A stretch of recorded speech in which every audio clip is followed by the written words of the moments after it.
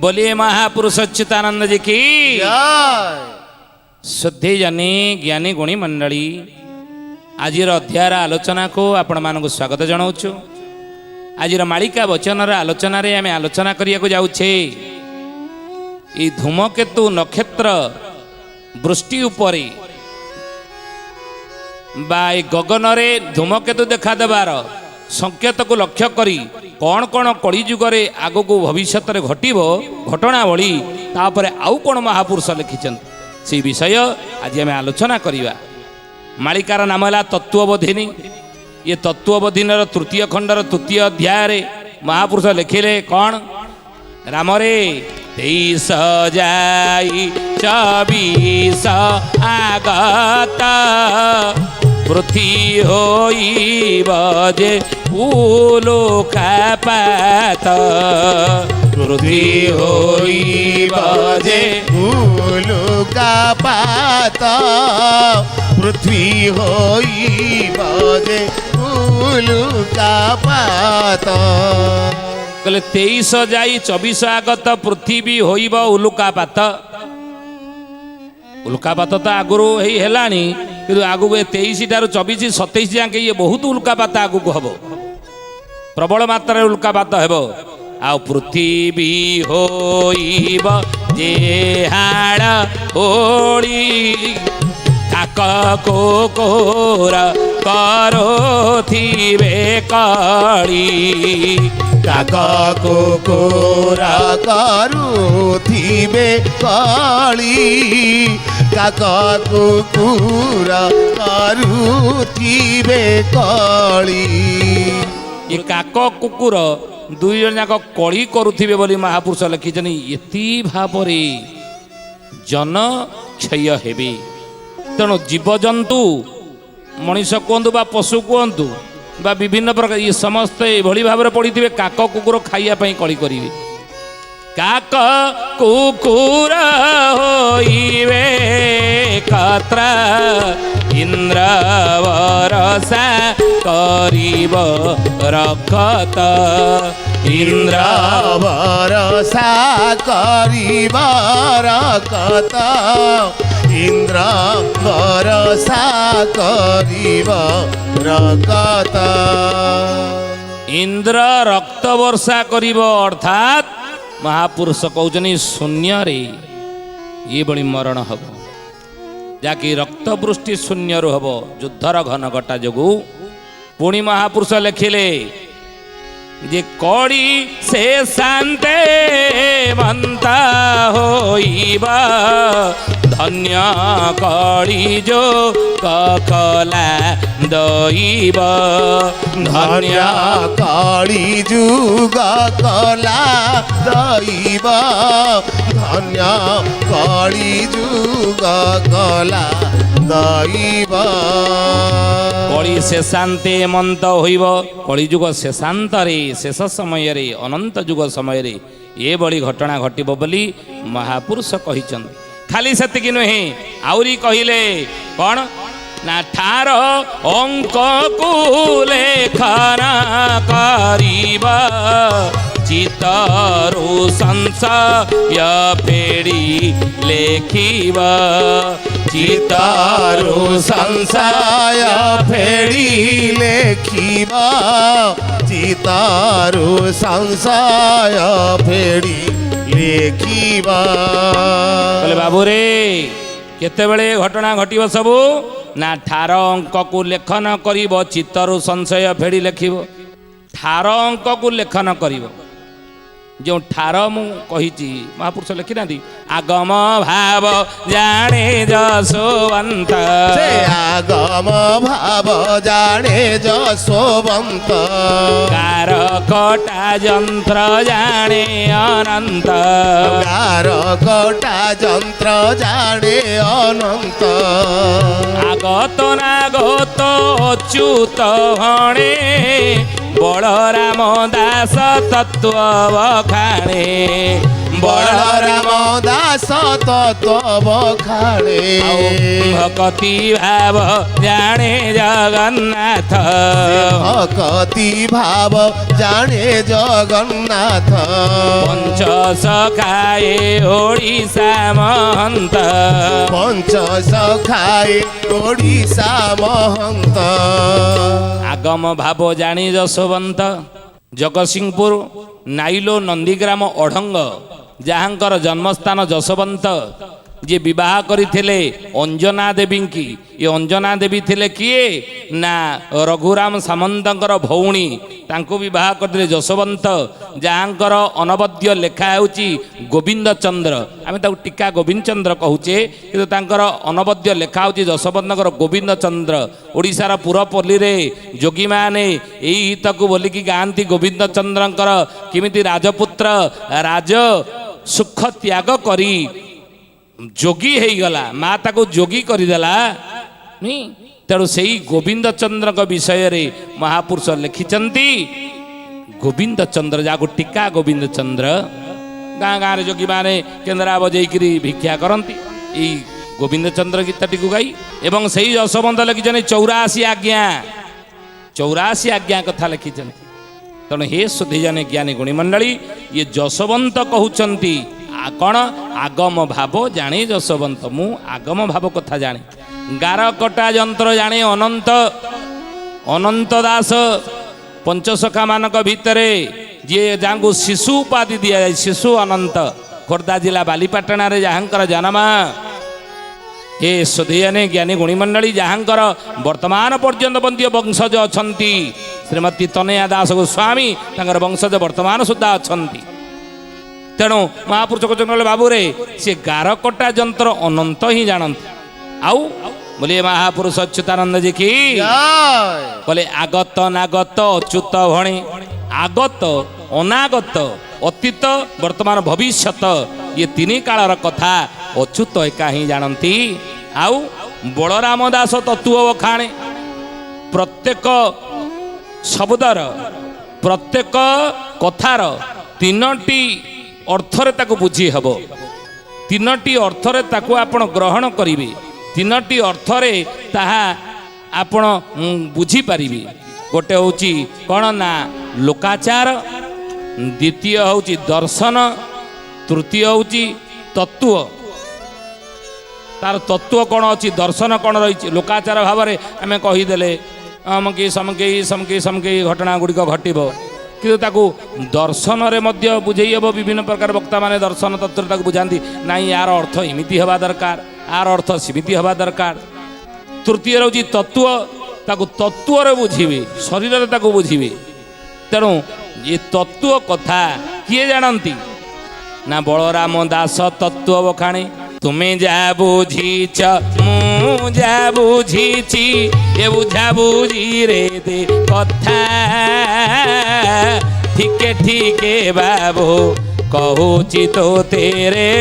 ବଳରାମ ଦାସ କଥା ବଳରାମ ଦାସ କଥା ହେ ସୁଜନେ ବଳରାମ ଦାସ କଥା ବଳରାମ ଦାସ କଥା ହେ ସୁଜନେ ବଳରାମ ଦାସ କଥା ଜ୍ଞାନୀ ଗୁଣୀ ମଣ୍ଡଳୀ ସୁଧୀୟାନେ କହିଲେ ତୁମେ ଯାହା ବୁଝିଛ ମୁଁ ଯାହା ବୁଝିଛି ଏ ବୁଝା ବୁଝିରେ ତ କଥା ଗୋଟିଏ ଘଟଣାବଳୀ ଉପରେ ଗୋଟିଏ ଶବ୍ଦକୁ ନେଇ ତୁମେ ଯାହା ବୁଝିଛ ମୁଁ ଯେ ସେଇଆ ବୁଝିଛି ନା ଏ କଥା ନୁହଁ ତୁମେ ଗୋଟାକୁ କ'ଣ ବୁଝିଥିବ କିନ୍ତୁ ମୁଁ ତାକୁ ଅଲଗା ଅର୍ଥରେ ବୁଝିଥିବି ଯେମିତି ଅତିବଡ଼ି ଜଗନ୍ନାଥ ଦାସ ଶ୍ରୀମଦ ଭାଗବତ ମହାପୁରାଣରେ ଗୋଟିଏ ଶବ୍ଦଟିଏ ଲେଖିଲେ କହିଲେ ଯେବେ ହୋ ଇବ ବ୍ରହ୍ମଚାରୀ ନୟନେ ନଦେ ବରାରୀ ଗୋବିନ୍ଦ ଗୋବିନ୍ଦ ଗୋବିନ୍ଦ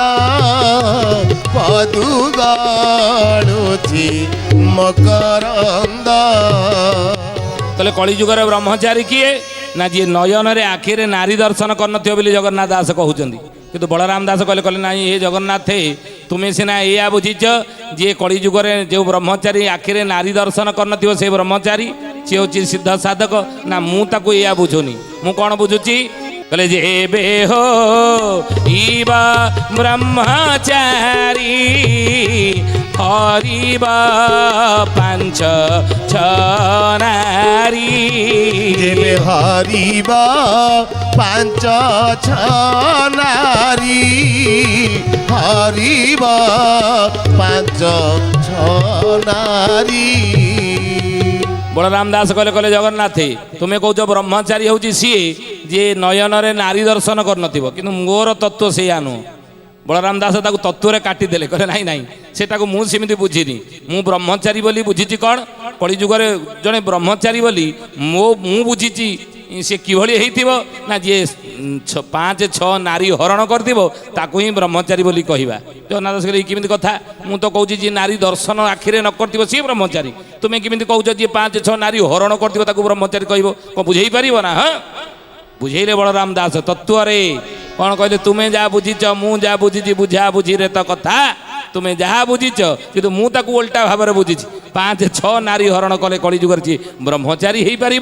5-6 नारी अर्थ कौन बलराम दास बुझेले तत्व रे तत्व बुझिले तुटे भ्रांति भव सागर तरी जाती कौन तत्व बुझेले ना 5-6 ये 5-6 है मिशीगला 11 6-5 मिशीगला 11 एकादश इंद्रिय पंच ज्ञानेन्द्रिय पंच कर्मेन्द्रिय ये पंच ज्ञानेन्द्रिय पंच कर्मेन्द्रिय पर रजा है एकादश इंद्रिय मन ये सबको जी विवेक द्वारा परिचालित करिब हरण करिब विवेक द्वारा परिचालित करिब ताकू अगतियार रखिब से होची कलिजुगर ब्रह्मचारी किए कहले ना बलराम दास तेणु हे ज्ञानी गुणी मंडली शुद्धि जने बलराम दास तत्व बखाणे आ भक्ति भाव जाने जगन्नाथ पंच सखा ए ओडिशा महंत 5 सखा ये कलिजुगर ये जो ओडिशार महंत कलिजुगरे तेणु से पंचसखा मान भितर जशवंत दास से कौन कहते ठारगार अंक को लेखन कर चितरु संशय फेड़ी लेखिब चितरु संशय फेड़िकी ये ठारगार अंक को तुम्हें लेखन कर बाबूरे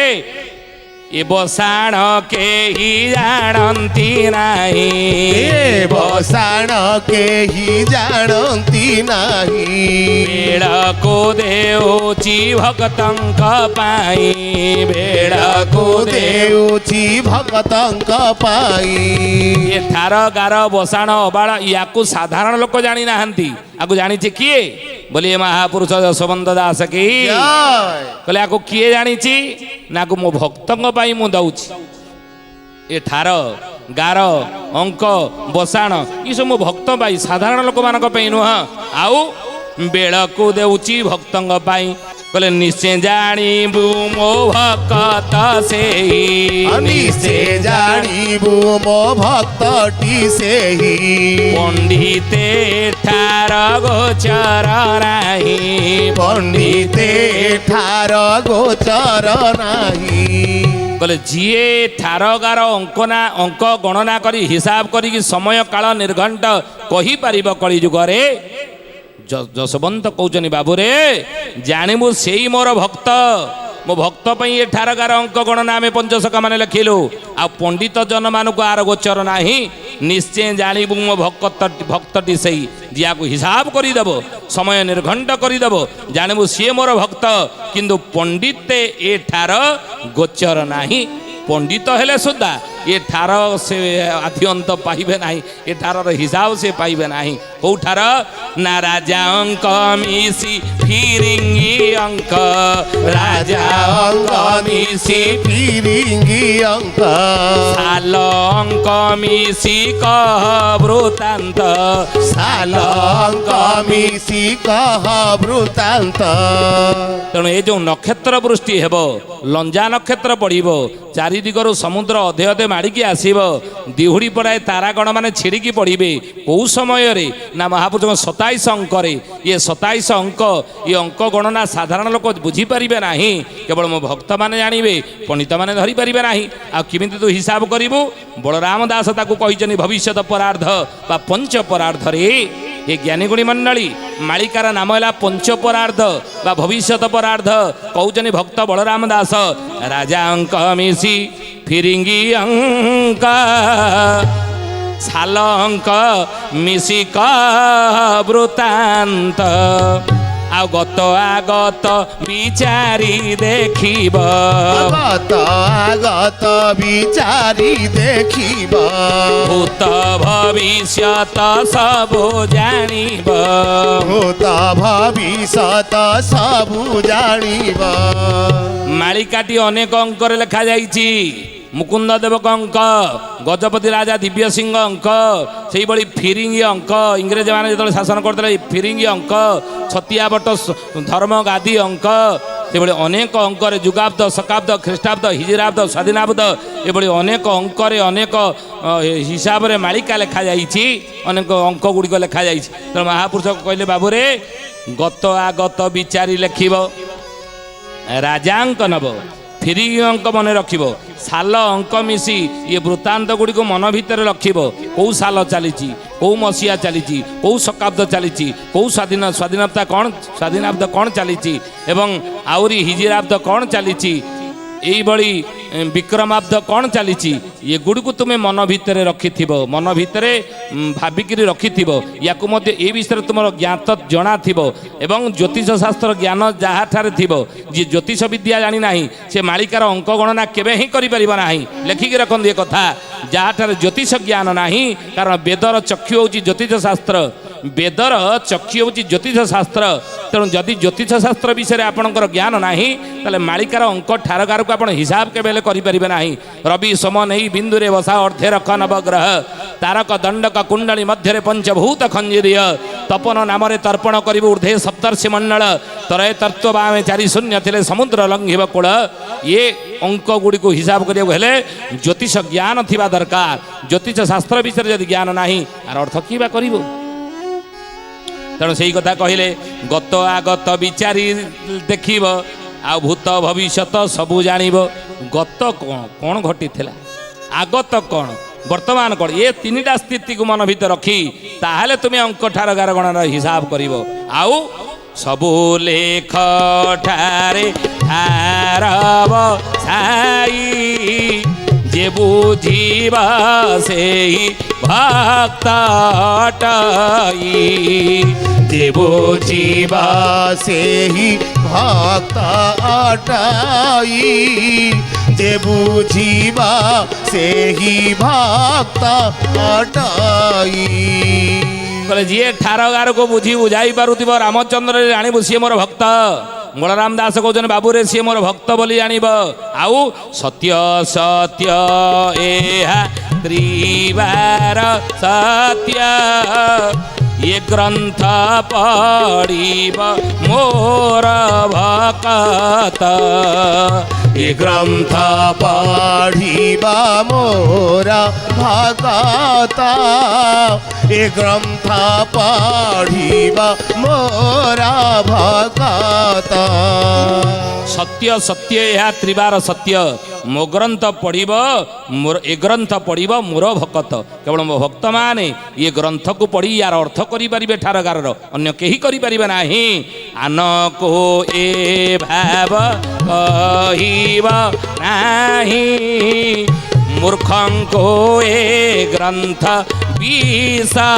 ଅଟଇ, ମୂର୍ଖଙ୍କୁ ଏ ଗ୍ରନ୍ଥ ବିଷ ଅଟଇ, ମୂର୍ଖଙ୍କୁ ଏ ଗ୍ରନ୍ଥ ବିଷ ଅଟଇ। ଆନକୁ ଏ ଭାବ କହିବ ନାହିଁ ମୋ ଭକ୍ତ ବିନା, ଏ କଥାକୁ ଆଉ କାହା ଆଗରେ କହିବ ନାହିଁ ବାବୁରେ। ଆଉ ଆନକୁ ଏ ଗ୍ରନ୍ଥ ବିଷ ଅଟଇ, ମୋ ଭକ୍ତ ଛଡ଼ା ଆଉ ଯିଏ ଗ୍ରନ୍ଥ ପଢ଼ିବ, ଆଜିକାଲି ବଜାରରେ ମିଳୁଛି ଅନେକ ଗ୍ରନ୍ଥ ମାଳିକା ଅନୁବାଦ ହେଇଛି। ଆମେ ମାଳିକା ସେ ଯିଏ ଲେଖିଥାନ୍ତୁ ନା କାହିଁକି, ମାଳିକା ଆକାରରେ ବହି ବଜାରରେ ମିଳୁଥାଉ ନା କାହିଁକି, ସେ ଗ୍ରନ୍ଥକୁ ଆମେ ନିନ୍ଦା କରିବା ନାହିଁ। ଅନେକ କହନ୍ତି ଏ ଚଟି ବହି ଅମକେଇ ବହି, ନା ମାଳିକା ଶାସ୍ତ୍ର ପରା, ମାଳିକା ମହାପୁରୁଷଙ୍କର ଯଦି ଅଚ୍ୟୁତ ଲେଖାଯାଇଛି ମାଳିକା ଶବ୍ଦ ଲେଖାଯାଇଛି ତାହା ପବିତ୍ର ହେଇଯିବ। ଆଉ ତାକୁ ପଢ଼ିଲା କ୍ଷଣି ଯାହା ଯଦି ଲେଖାଯାଇ ନାହିଁ ତାହା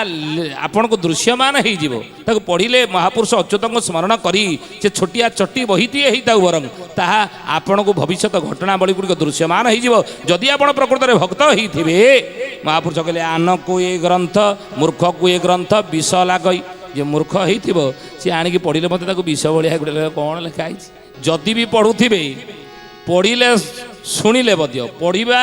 ଏବଂ କେଉଁଠୁ ଶୁଣିଲେ ମଧ୍ୟ ଯାହାର ଅବିଶ୍ୱାସ ପ୍ରତି ଥିବ ଆଉ ସିଏ ପୁଣି ଭୁଲିଯିବ, ଇଏ ଗୁଡ଼ିକ ଭୁଲିଯିବ। ତେଣୁ ନିଷ୍ଠା ବଚନ ମୁଁ କହୁଛି ସାତ୍ୟା ଗୁପତ ଟଇ ଅତି ଗୁପତ। ଇଏ ନିଷ୍ଠା ବଚନ ବାବୁରେ ମୋର ଏ ନକ୍ଷତ୍ର ଧୂମକେତୁ ଲାଞ୍ଜା ପଡ଼ିବା ଏ କଥା ମାଳିକାରେ ଲେଖା ହେଇଛି 27 ଅଙ୍କରେ ଏବଂ 23 ପରେ 24 ଠାରୁ ଇଏ ଅତି ପ୍ରବଳ ମାତ୍ରାରେ ଆରମ୍ଭ ହେବ। ଆରମ୍ଭ ହେଲେ ଏଇ ଘଟଣା ଯାହା ଆମେ ଆଲୋଚନା କରିଥିଲୁ ସେଗୁଡ଼ିକ ଘଟଣା ସଂସାରରେ ଘଟିବ। ଉଦ୍ଧାର ପାଇବାର ରକ୍ଷା ପାଇବାର ଉପାୟ ଧର୍ମଂ ଶରଣଂ ଗଚ୍ଛାମି। ସବୁ କାମକୁ ଲକ୍ଷେ କାମକୁ ପଛରେ ପକେଇ ଧର୍ମ କାର୍ଯ୍ୟ ଯଦି ଆସିକି ସାମ୍ନାରେ ଉପସ୍ଥିତ ହେଉଛି ତା ଦେହରେ ଆଗେ ଯୋଗଦାନ କରନ୍ତୁ। ସୁଧୀୟାନେ ଜ୍ଞାନୀଗୁଣୀ ମଣ୍ଡଳୀ ଆଜି ତ ସମୟ ହେଇଛି ବାଣିକି ବିରାମ ଦେବା। ପୁଣି ଆସନ୍ତା ଅଧ୍ୟାୟରେ ଆଉ ଗୋଟେ ନୂଆ ବିଷୟ ନେଇକି ଆମେ ଆପଣଙ୍କ ନିକଟରେ ଉପସ୍ଥିତ ହେବୁ। ଆଜିର ବାଣିକି ବିରାମ ଦେବା ପୂର୍ବରୁ ଆସନ୍ତୁ ଜଣେ ଭକ୍ତର ନାଁ କହିବା। କିଏ ସେ ଭକ୍ତ, କ'ଣ ତାର ନାଁ, କୋଉଠି ତାର ଜନ୍ମ? କହିଲେ ବ୍ରାହ୍ମଣୀ ନଦୀର କୋଳରେ ଅଛି ଆଲାମ ଗିରି ସେଠାରେ 17 ଭଗତ ଛନ୍ତି ଅନାଦି ପୁରୀ। ସେଠାରେ 17 ଭଗତ ଛନ୍ତି ଅନାଦି ପୁରୀ। ସେଠାରେ 17 ଭଗତ ଛନ୍ତି ଅନାଦି ପୁରୀ। ବ୍ରାହ୍ମଣୀ ନଦୀ କୂଳରେ ଆଲାମଗିରି ଗୋଟେ ରହିଛି ଆପଣ ଅନେକ ଜାଣିଥିବେ ଏବଂ ସେଠାରେ ଅନେକ 17 ଭକ୍ତ ଅଛନ୍ତି। ତା ଭିତରୁ ଅନାଦି ପ୍ରଭୁ ପୁରୀରେ ଅଛନ୍ତି ଏବଂ ଅନାଦି ଭକ୍ତ ମଧ୍ୟ ଜଣେ ସେଇ ନାଁରେ ଜଣେ ଥିବେ। ସୁଧିୟାନେ ଭକ୍ତର ନାଁ ଆମେ କହିଲୁ, ଆପଣ ଲେଖି ରଖନ୍ତୁ ପରେ ଠାବ କରିବେ। ସମୟ ହେଇଛି ବାଣିକି ବିରାମ ଦେବା। ପ୍ରଭୁ ନାମ ନେଇ ହରି ହରି ଘୋଷା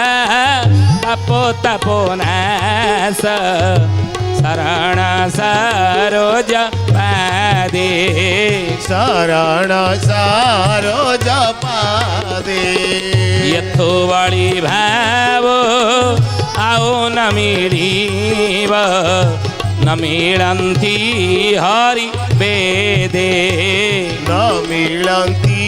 हरि वेदे। हरि बोल हरि बोल हरि हरि बोल हरि बोल हरि बोल हरि हरि बोल। सुधीयाने आज विदाय दियंतु पुणी आसंता अध्याय भेट हबा। प्रार्थना आम आनंदर उत्सव।